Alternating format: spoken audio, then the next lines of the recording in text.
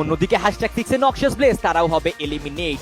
ধীরে ধীরে চ্যাম্পিয়নের দিকে এগিয়ে যাচ্ছে রেড ক্লিফ, ধীরে ধীরে এগিয়ে যাচ্ছে আর এইচ কে। 5টি দল এখনো পর্যন্ত জীবিত। বিডি টপ 1 থেকে একটা প্লেয়ার এখনো পর্যন্ত অ্যালাইভ, কিন্তু এইবার রেড হক্সের নজর রেড ক্লিপের উপরে।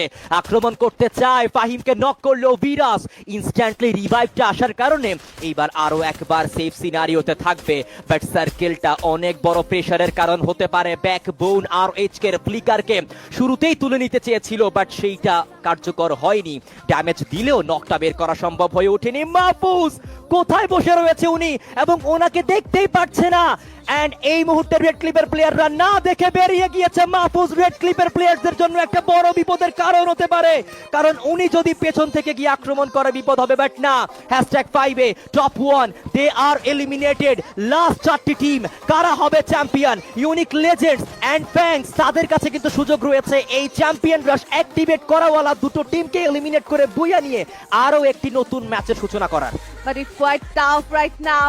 RHK already on a mission. RC তারাও বদ্ধপরিকর এই মুহূর্তে এই পয়েন্ট টেবিলটাকে লক করার জন্য। ফ্যাংকে উদ্দেশ্য করে বেশ ভালো ড্যামেজ জুড়ে যাচ্ছেন RHK এইখানটাতে। যদি RHK বুয়া মিসও করে, RC তো চাইবে এখান থেকে সিকিউর করতে বুয়াটা।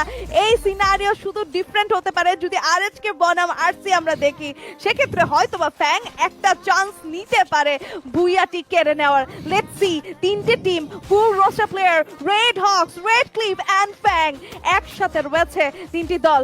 সার্কেল কিন্তু মুভ করবেন। আরসি দের ফেভারে রয়েছে সার্কেল এবং আরএচকে রয়েছে কাছাকাছি। দুটো দলের একটি তো প্লেয়ার এই জায়গাটিতে করবেন সিকিউর বুইয়া। এই মুহূর্তে আরসি দেরকে করা হচ্ছে টার্গেট। বেশ কিছু র্যাপটাইজ রিদম থ্রো করা হয়েছে। আরএচকে যাবে সামনের দিকে, নিজাদের গ্রেনেড যাবে, ড্যামেজ খাবে কিছুটা। রেডকে ডাউন করবে প্লেয়ার এবং কনফার্ম করবেন এই জায়গাটি থেকে আরো একটা প্লেয়ার হোপকে টার্গেট করবে। পয়েন্ট ব্ল্যাঙ্ক রেঞ্জে ড্যামেজ দিবেন। ভালো ডট ছিল, but how long again charge player down করবেন প্লেয়ার along with কুট্টুস। ব্যাক টু ব্যাক কিছু চার্জেস স্নাইপার থেকে চেষ্টা করছেন ফাহিম, বাট লিখু তারা পাচ্ছেন না। সামনে থেকে যেভাবে এগিয়ে আসছেন আরএচকে, সাথে ফ্লিকারের কিছু স্নাইপিং ফ্যাং থেকেও কিন্তু করা হচ্ছে তাদেরকে স্টপ।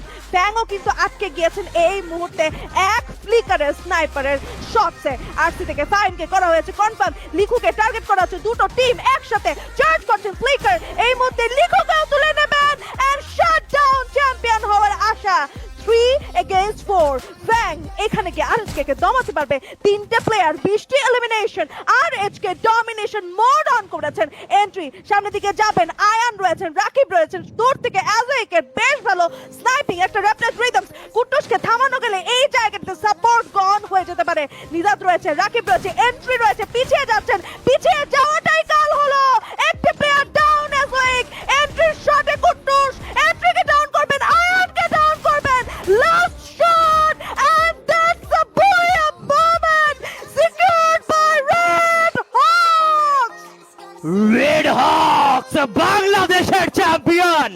বাংলাদেশের ছেলেরা নিজেদেরকে আরো একবার প্রমাণিত করলো কেন এই দল বাংলাদেশের সর্বশ্রেষ্ঠ টিম, কেন এই দল বাংলাদেশের সেরা একটি টিম।